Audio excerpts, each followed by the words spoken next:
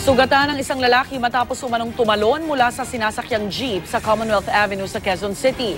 Kulang daw ang ibinayad na pamasahe ng lalaki.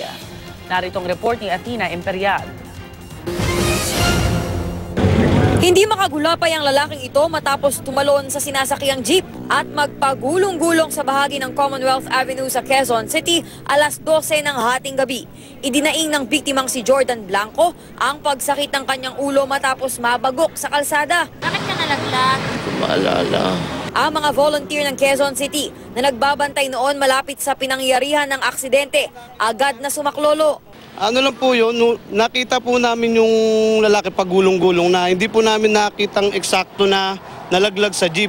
Ayon sa driver ng jeep na sinakyan ng biktima, bigla na lang daw tumalon si Blanco mula sa jeep. Nagbayad ng 5 piso, pinabot doon sa pasahero kong bali dalawa. 3 lang silang pasahero ko eh. May nag-abot ng 5 piso yung pasahero ko, pero tingin ko galing sa kanya yung 5 piso na yon. Sa tingin niyo siya tumalon? Siguro nagmadali dahil kulang ang binayad.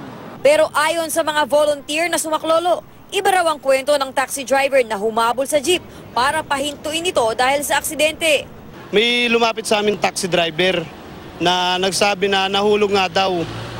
Tatakas pa daw yung jeepney driver, kaya hinabol ng taxi driver. 50 kilometers per hour ang takbo ko. Hindi ako sumobra sa speed limit.